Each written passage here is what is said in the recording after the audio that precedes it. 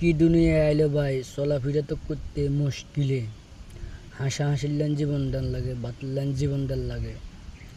যদি বাইক কোনো ঝগড়া তাহলে বন্ধু বান্ধব যদি ডাকে, যদি একটু হাসার চেষ্টা করে, ফাঁসিটি যদি মাইয়া দিতে যায় তাহলে তো বিপদে উঠবো।